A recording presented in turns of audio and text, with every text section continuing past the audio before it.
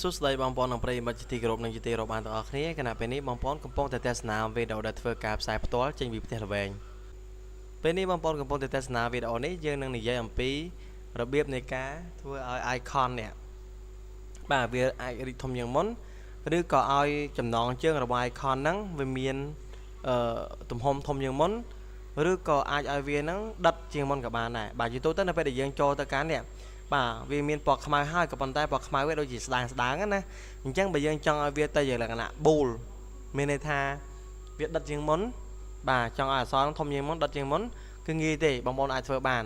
បាទអញ្ចឹងពេលខ្លះបងប្អូនគាត់ភ្នែកអក្សរល្អគាត់បញ្ញោគាត់អីចឹងទៅក៏គាត់ចង់បានអក្សរណាដែលដិតស្រួលមើលហើយធំជាងមុនស្រួលមើលចឹងទៅអញ្ចឹងដើម្បីធ្វើវាហ្នឹងគឺมันមានអីពិបាកឡើយបងប្អូនគ្រាន់តែមកស្ដាំនៅលើ desktop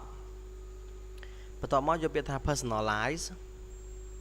បាទបន្តមកបងប្អូនយកពាក្យថា window color បាទបន្លែ window color ហ្នឹងបន្តមកទៀតបងប្អូនយកពាក្យថា advanced appearance settings បាទចូលដល់ទីនេះគឺបងប្អូនអាចធ្វើការជ្រើសរើសកន្លែងហ្នឹងយកពាក្យថា icon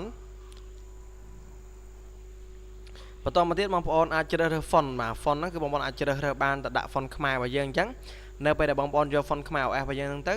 ពុំអក្សរខ្មែររបស់យើងដែលនៅលើ desktop លើអីហ្នឹងគឺវានឹងទៅតាមដែលយើងរើស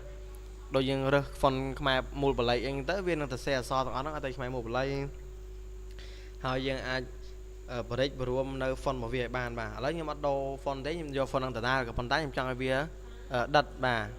យក16មកបាទឧទាហរណ៍ខ្ញុំយកឡើង16ប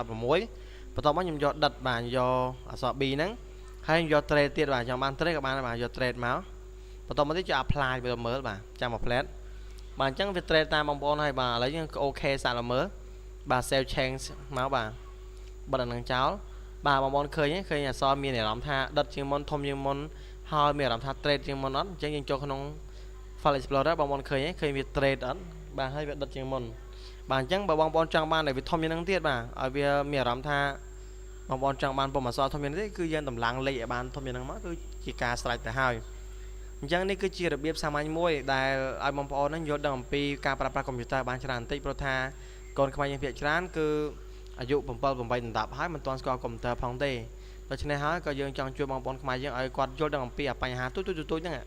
ព្រោះថាមិនមែនសុកឡើងយើងទៅប្រើកុំព្យូទ័រធំទេដែលយកទៅប្រើកុំព្យូទ័រដែលប្រើប្រាស់កម្មវិធីណាធំបាន